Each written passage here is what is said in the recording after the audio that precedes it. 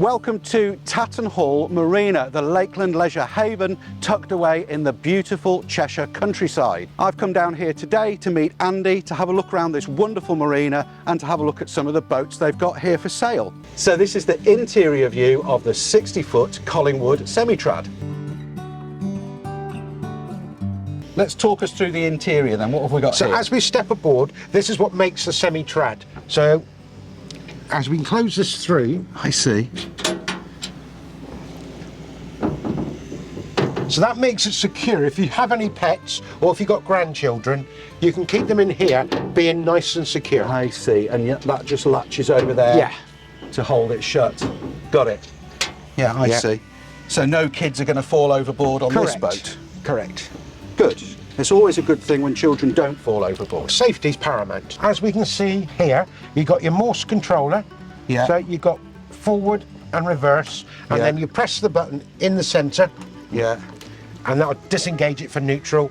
You've got your toggle for your bow thrusters, port and starboard, and then you've got your horn, headlight, and bilge pump. You've got lockers again, port and starboard. Yes, I see. Yeah. And these are the, what's this board called? Buffalo Phenolic. board. Buffalo board, Buffalo phenolic board. So Yes, that's right. Super hard wearing. Very hard wearing. Yeah, amazing stuff. And the engine is under here. Tell us about the engine. So the engine is a canal line 42 horsepower. Right. And that's matched to a PRM 150. Now the 150 is a hydraulic gearbox, not the manual 120s.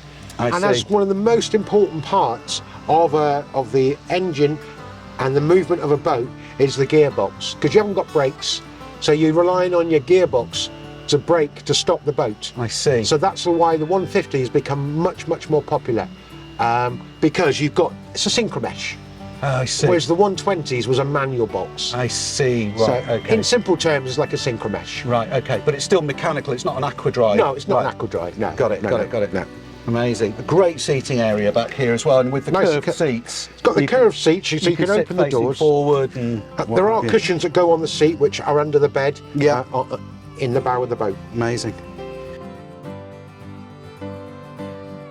So here we are inside. Because it's quite narrow at this point, what I'm going to do is get out the way so that Andy can talk you through all of the interior stuff. So we're starting as we end up coming down through the 3 stern steps. Yes. And again, they're graduated, so they're not making it difficult to anybody that's perhaps mobility restricted. Right, yes. So some of the earlier boats only had 2 steps and it was like a leap of faith. So they've increased it now, so you've got 3 steps. Okay. So as you come down, on the starboard side, you've got the canal line control panel. It's a luxury panel with the dials, with your rev counter. In the centre of it, it shows you what volts you've got. Then you've got your oil pressure gauge and a temperature gauge. Great. To the left of that, you've got 2 switches with USB points in. At the moment, we've got the Wi-Fi plugged into one, and the Wi-Fi dongle is just in the galley area.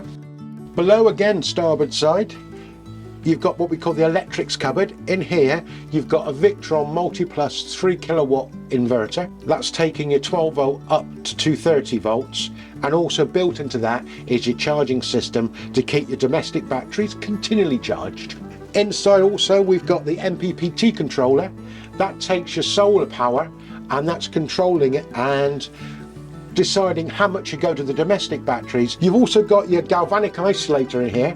The galvanic isolator, it's for galvanic corrosion, which you often get in marina environments, usually brought about with cables, the electric shoreline cables going through the water. I see, yes. And that releases an element of current. So the galvanic isolator will neutralise that. It's like a really strong earth, basically. Right, I see. Then you've got your standard RCD breakers in here, like you would have in a home. Yes, to run the AC, the 240 volt ring. That's right. I see. So that's the starboard side. On the port side, you've got your full control panel, and everything's all itemised: headlight, horn, nav lights, water pump, shower, toilet, fridge, oven. And then on the opposite side, you've got your lighting switches: galley, lounge, bathroom, bedroom. Then you've got your water gauge, fuel gauge, a few spares in there for anybody who wants to add on. Again, you've got breakers. This is all 12 volt distribution. You've got your mains immersion switch there, and then you've got your fuel gauge and your water gauge. And directly below that, you've got the blue calorifier. A calorifier, in simple terms, is like your hot water cylinder you have at home. On boats, there are calorifiers, and in the top of that, you've got your immersion heater element. I see, so that will heat your water from the engine and when you're plugged into shore power. Yeah, I mean, you get hot water on a boat 3 different ways. When the engine's running, that'll automatically heat the water in the calorifier.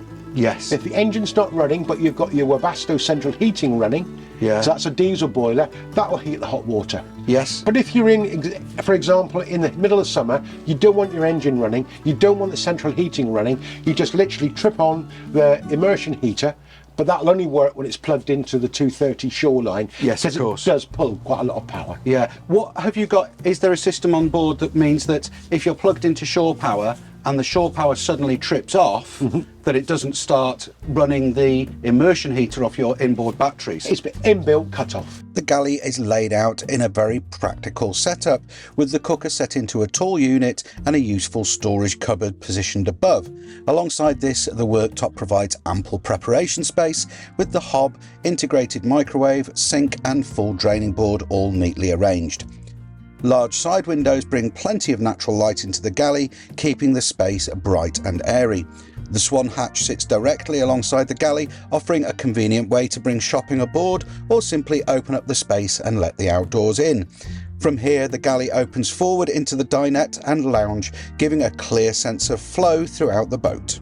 We come into our L-shaped dinette, all lovely upholstered, and the beauty of the L-shaped dinette, if you've got occasional guests or you've got some grandchildren coming, the table will come out, you put the Desmo legs to one side and there's a short leg that drops down and there's a little ridge just under the cushion. That fits in and that makes another double bed. I see, that makes a lot of sense. So you can actually accommodate more people then? You can accommodate 4 people quite comfortably there. Yeah, nice. And on the starboard side, you'll just see the premium graphite radiators that's been put on this boat. Yeah, lovely. And this is all powered by the Webasto diesel boiler, which is mounted in the engine room to stop the sound echoing through the boat. Oh, right, okay, yeah, so it's like a silent heating system rather than, and wet heating system rather than blown air. Correct, that's right. Yeah, so you haven't got that constant noise of a fan going.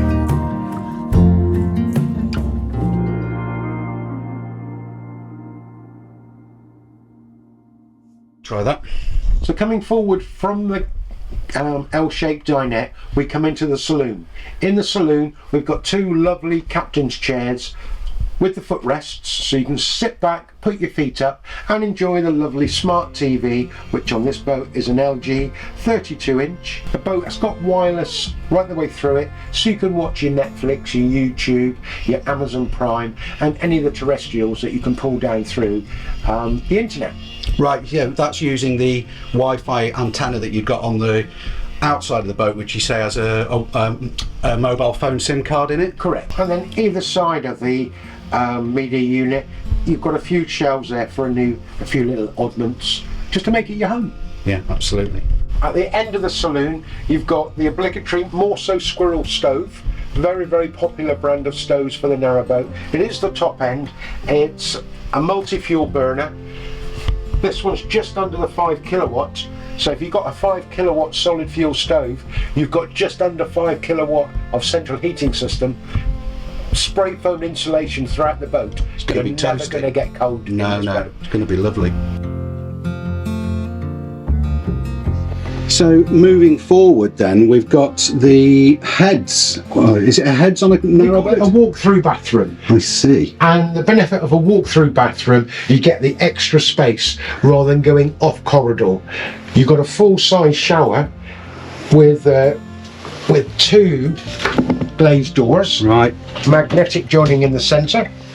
You will notice the hose is disconnected on the shower. The reason for that is this time of the year, because of the cold temperature, the boat's been drained down, or what we call winterized. Yeah. By disconnecting that, you're not leaving any water in there whatsoever, so it's got no chance of damaging the thermostat in the dual control. Sure, yeah, you don't want things freezing up, do you?